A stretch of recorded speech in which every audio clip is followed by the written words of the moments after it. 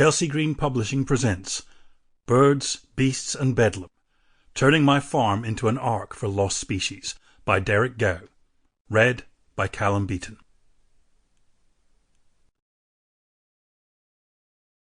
Introduction. The great false idol of the industrial machine.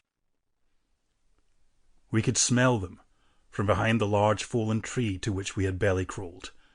Their warm, sweet breath, their musky, bovine richness. Slowly we extended our heads up to get a view. They were vast, simply gigantic. Swimming in a sea of lush understory, they wrenched and pulled at the vegetation around them, snapping twigs and grinding their woody repast like trying teenagers crunching dry breakfast cereal. Humps extended, they reached up into the foliage to pull down dainties with their dark, curling tongues.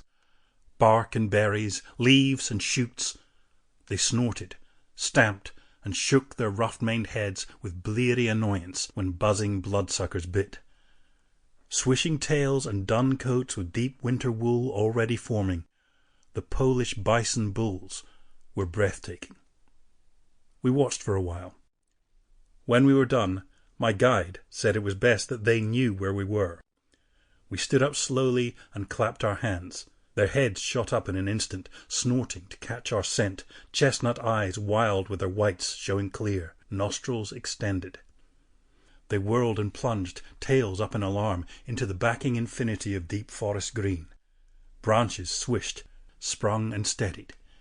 In the haste of flight, the splatter from their steaming dung dripped slowly from branched limbs and leaves to the ground.